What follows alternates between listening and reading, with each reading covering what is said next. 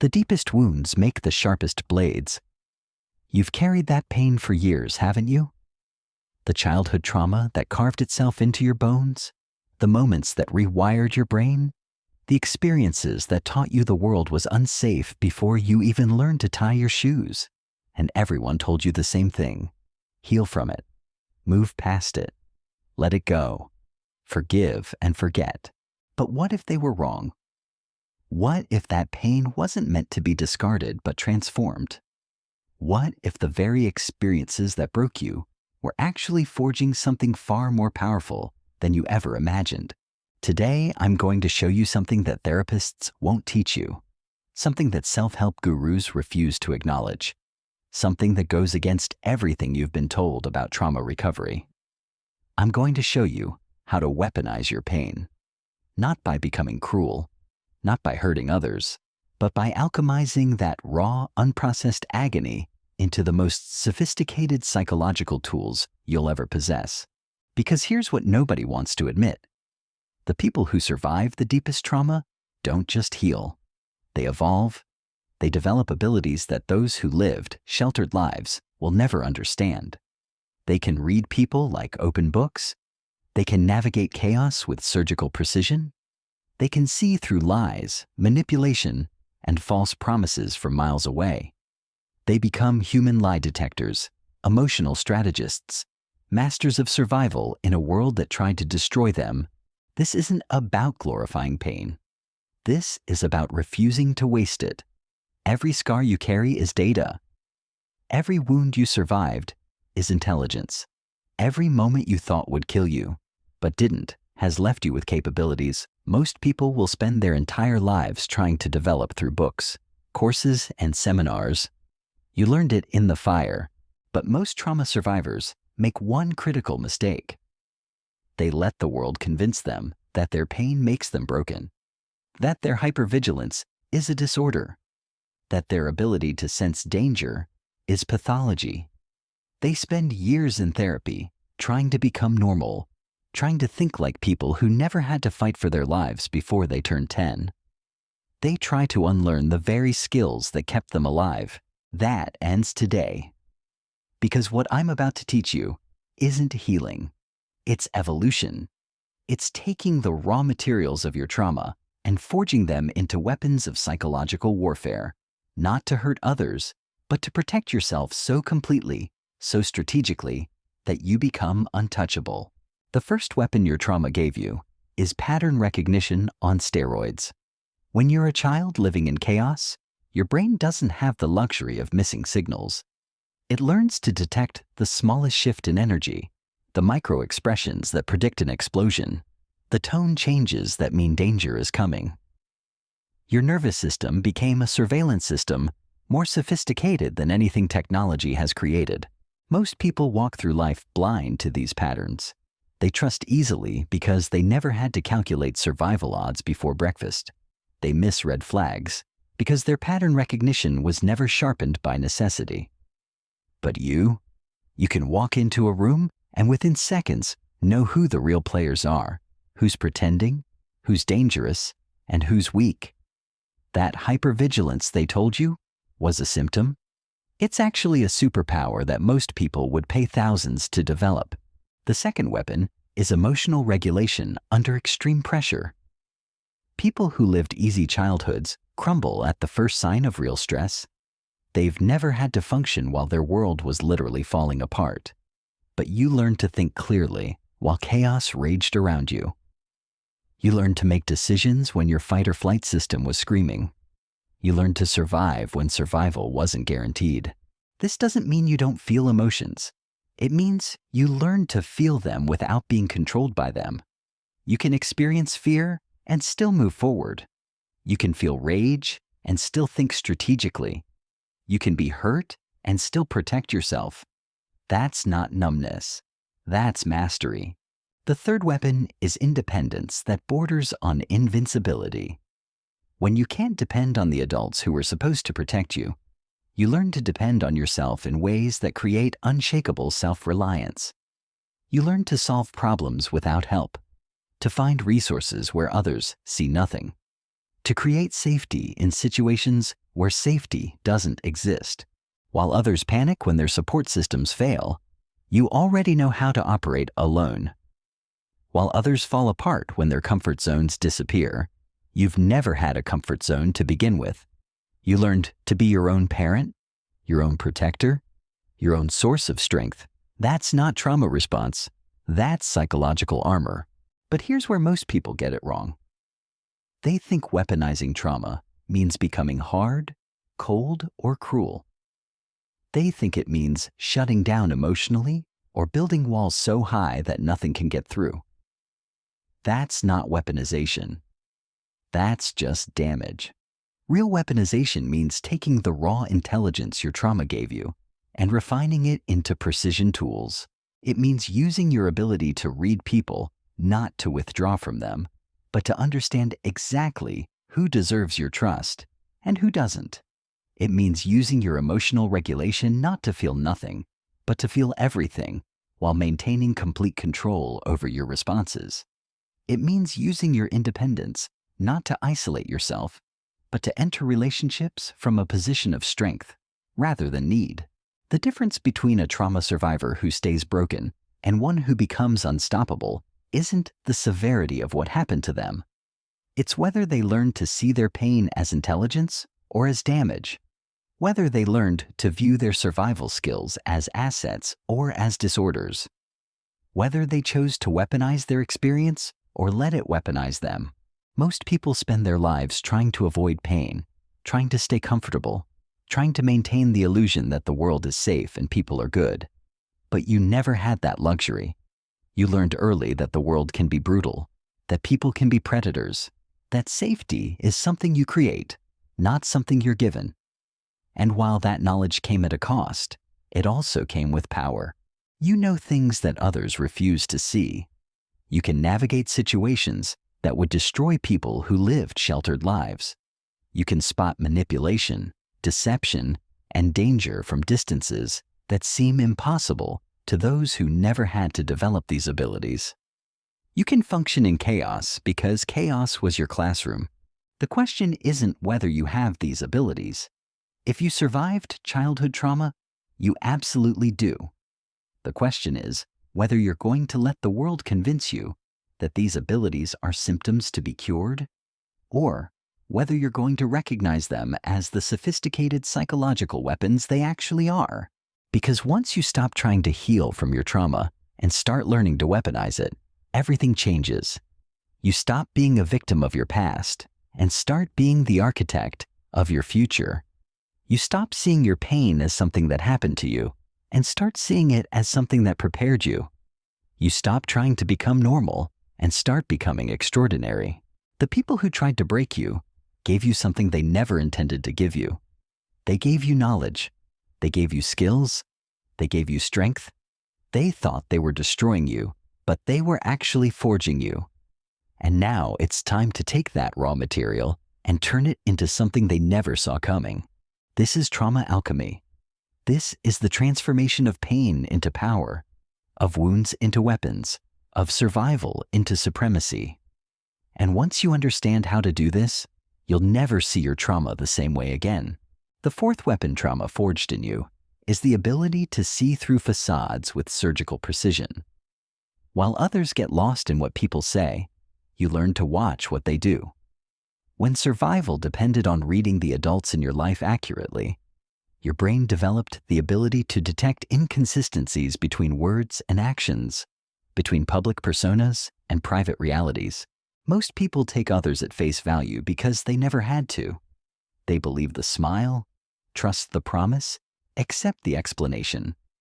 But you learned that people lie, not just with words, but with their entire presentation. You learned to look past the performance and see the truth underneath. That constant analysis they called paranoia? It's actually a lie detection system that would make intelligence agencies jealous. You can walk into any social situation and within minutes identify who's performing, who's genuine, who's hiding something, and who's dangerous. You can hear the tremor in someone's voice that reveals their real intentions. You can see the micro-expressions that betray their true feelings. You can sense the energy shift that happens when someone is about to strike. This isn't intuition. This is hard-earned intelligence. While others were learning to trust, you were learning to verify. While others were developing social pleasantries, you were developing psychological radar. While others were building comfort zones, you were building detection systems. The fifth weapon is your relationship with fear itself. Most people are controlled by fear because they've never truly faced it. They avoid situations that might hurt them, relationships that might disappoint them, risks that might fail them. But you've already been through the worst fear imaginable. The fear of not being safe in your own home. The fear of not being protected by the people who were supposed to love you. The fear of not knowing if you'd survive another day. Once you've lived through that level of terror and come out the other side, ordinary fears lose their power over you. The fear of rejection. You've already been rejected by the people whose acceptance mattered most. The fear of failure. You've already survived your world falling apart. The fear of being alone. You've already learned you can handle anything by yourself. This doesn't mean you're reckless. It means you're calculated.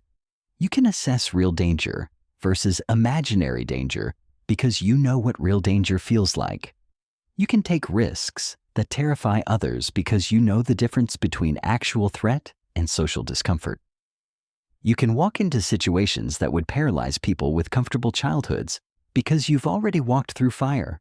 The sixth weapon is your relationship with power dynamics. When you grow up powerless, you develop an acute understanding of how power works. You learn to recognize who has it, how they use it, and how to navigate around it. You learn to spot predators not just by their actions, but by their energy. You learn to identify weak people who compensate with cruelty and strong people who move with quiet confidence. Most people stumble through power dynamics blindly. They don't see the games being played around them. They don't recognize when they're being manipulated or when someone is testing their boundaries.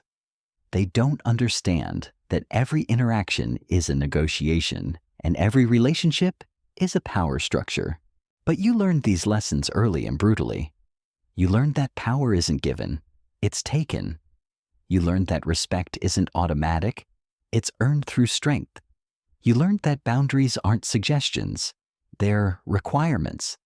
You learned that some people only understand force and others respond to subtlety. This knowledge makes you dangerous in the best possible way. Not because you abuse power, but because you understand it so completely that you can navigate any situation with precision. You know when to push and when to pull. You know when to be visible and when to disappear. You know when to fight and when to withdraw. The seventh weapon is your capacity for strategic thinking under pressure. When your childhood was a battlefield, your mind learned to operate like a general's. You learned to think 3 moves ahead, to always have an exit strategy, to never put all your resources in one place. You learned to assess threats quickly and respond appropriately. While others freeze when pressure mounts, you become more focused. While others make emotional decisions when stakes are high, you become more calculating.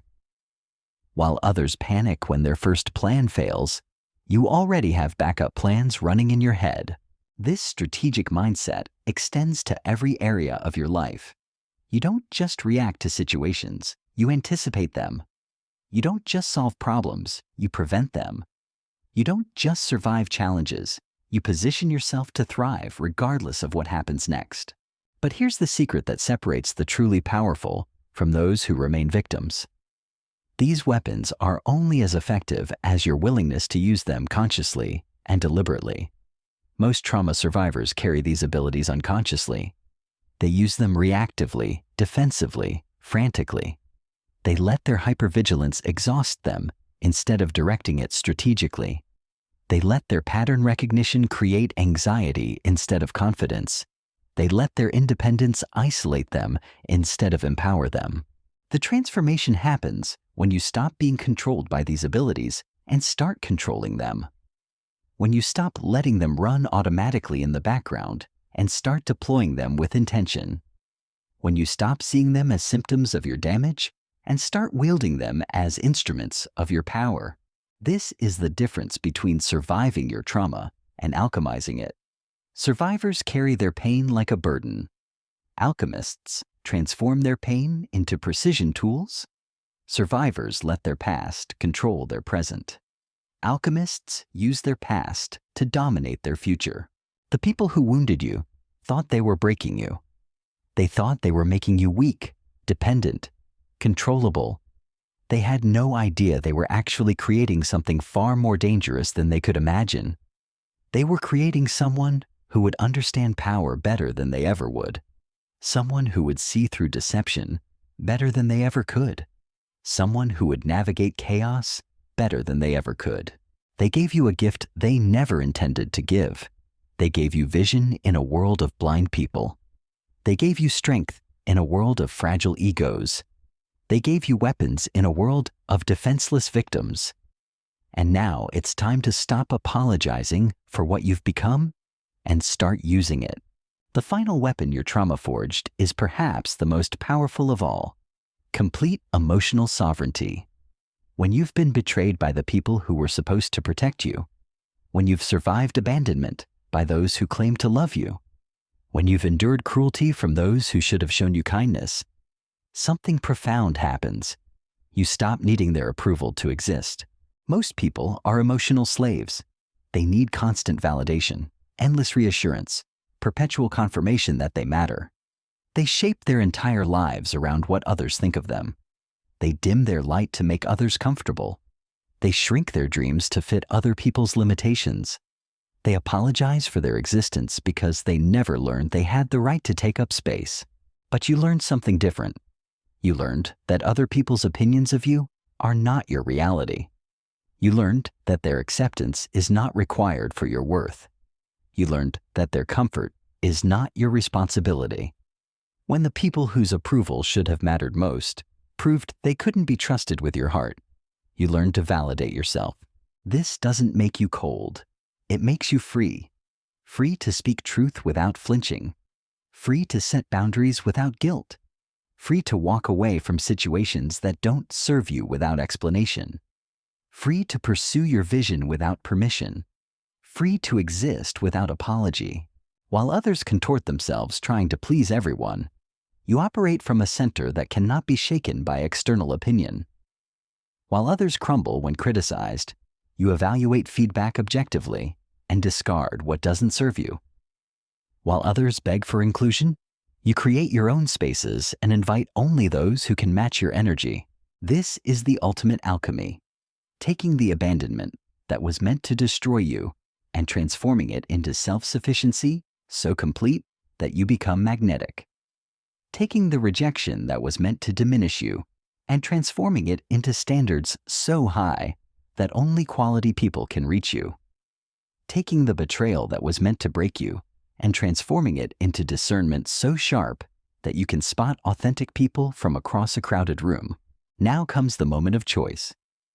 You can continue to see your trauma as something that happened to you, or you can start seeing it as something that prepared you. You can keep trying to heal back to who you were before the pain, or you can evolve into who the pain was preparing you to become. The version of you that existed before the trauma was innocent, trusting, vulnerable. That version couldn't have survived what you've survived. That version couldn't have developed what you've developed. That version couldn't have become what you're becoming. The trauma didn't just wound you, it upgraded you. But here's what separates those who rise from those who remain broken. You must choose to weaponize consciously. You must choose to deploy these abilities strategically rather than reactively. You must choose to see your pain as intelligence rather than injury. You must choose transformation over mere survival. This means using your pattern recognition to build better relationships, not to avoid all relationships. It means using your emotional regulation to respond powerfully, not to shut down completely. It means using your independence to create from strength, not to isolate in fear. It means using your ability to read people to connect with the right ones, not to dismiss everyone. The world needs what your trauma created in you. The world needs people who can see through lies, navigate chaos, and function under pressure. The world needs people who understand power, recognize manipulation, and can't be easily controlled. The world needs people who have been broken and rebuilt themselves stronger. You are not damaged goods trying to become normal. You are forged steel in a world of cheap metal. You are battle-tested in a world of untested theories. You are reality-trained in a world of comfortable illusions. You are not broken. You are weaponized.